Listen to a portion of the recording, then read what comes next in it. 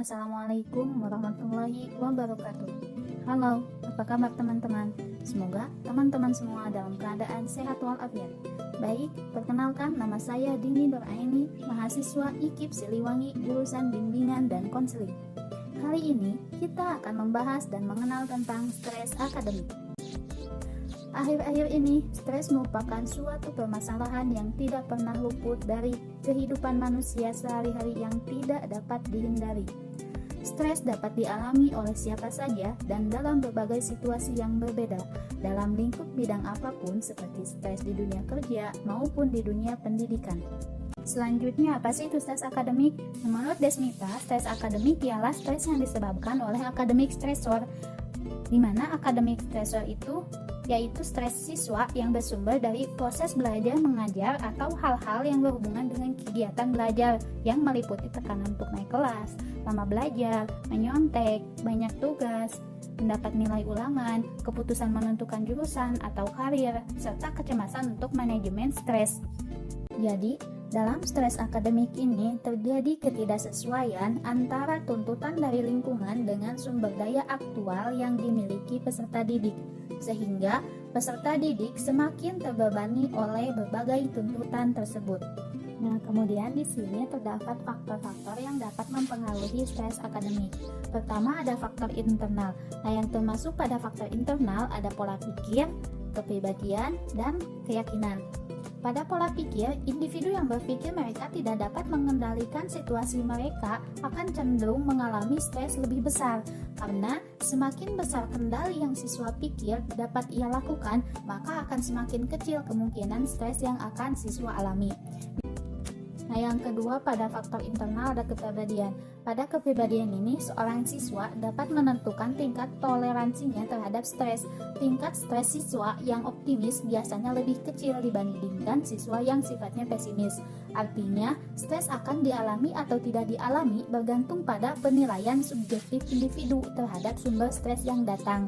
Nah, jika individu menganggap kemampuannya cukup untuk memenuhi tuntutan lingkungan, maka stres tidak akan terjadi. Seperti minimnya pengetahuan, pengalaman, dan daya dukung lingkungan terhadap kebutuhan psikologis siswa sering membuat siswa kehilangan kemampuan dalam mengatasi masalah-masalah yang akan dihadapinya. Dan yang ketiga, keyakinan.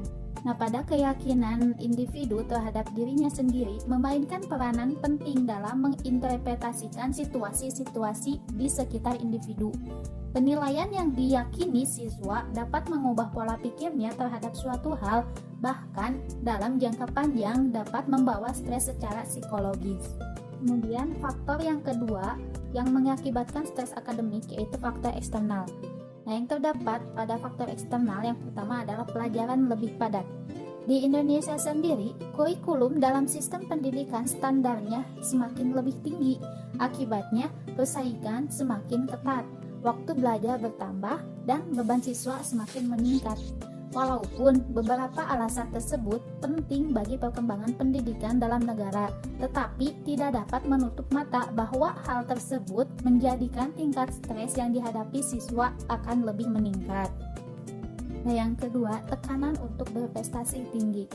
Di sini, para siswa sangat ditekankan untuk berprestasi dengan baik dalam ujian-ujian mereka. Nah, tekanan ini terutama datang dari orang tua, keluarga, guru, tetangga, bahkan teman-teman sebayanya. Kemudian yang ketiga dari faktor eksternal yaitu dorongan status sosial. Jadi pendidikan selalu menjadi simbol status sosial. Orang-orang dengan kualifikasi akademik tinggi akan dihormati masyarakat dan yang tidak berpendidikan tinggi akan dipandang rendah. Jadi siswa yang berhasil secara akademik sangat disukai, dikenal, dan dipuji oleh masyarakat. Namun sebaliknya, siswa yang tidak berprestasi di sekolah disebut lambat, malas, atau sulit belajar. Mereka dianggap sebagai pembuat masalah, cenderung ditolak oleh guru, dimarahi orang tua, dan diabaikan pula oleh teman-teman sebayanya. Selanjutnya terdapat gejala-gejala yang terdapat pada stres akademik. Yang pertama kita bisa lihat pada gejala emosional. Pada gejala emosional ini, siswa yang mengalami stres akademik secara emosional ditandai dengan merasa gelisah atau cemas, sedih, depresi karena tuntutan akademiknya, dan merasa harga dirinya menurun atau merasa tidak mampu untuk melaksanakan tuntutan dari pendidikan atau akademik yang sedang dijenjangnya tersebut. Kemudian, gejala fisik. Nah, pada gejala fisik ini, siswa yang mengalami stres akademik secara fisik ditandai dengan seperti sakit kepala, pusing, tidur tidak teratur, susah tidur, sakit punggung, diare, lelah, atau bahkan kehilangan energi untuk belajar. Nah, yang terakhir gejala perilaku. Nah, gejala yang ditujukan oleh siswa yang mengalami stres akademik seperti dahinya berkerut, tindakan yang lebih agresif, kecenderungannya ingin lebih menyendiri, ceroboh, selalu menyalahkan orang lain, banyak melamun, bahkan perubahan perilaku sosial. Dari beberapa faktor dan gejala munculnya stres akademik tersebut, terdapat beberapa dampak negatif yang akan dimunculkan stres akademik ini. Adapun dampak tersebut, yang pertama yaitu menurunnya prestasi.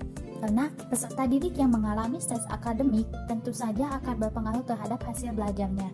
Seperti yang telah dijelaskan oleh para ahli, bahwasannya stres akademik ini yang dialami secara terus-menerus dapat menjadikan kondisi tubuh menurun dan dapat mempengaruhi PES akademik siswa tersebut.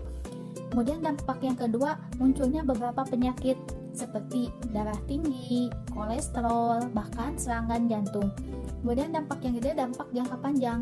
Nah, stres akademik yang dialami siswa akan mempengaruhi mental pada siswa tersebut berupa kelelahan mental dan dapat menyebabkan perilaku menyimpang nantinya, seperti emosi tak stabil, antisosial, mengonsumsi alkohol, merokok, bahkan meminum obat-obatan terlarang. Macam-macam dampak stres yang disebutkan sebelumnya diperoleh gambaran bahwa tingkat stres yang dialami oleh siswa merupakan fenomena yang memerlukan bantuan segera.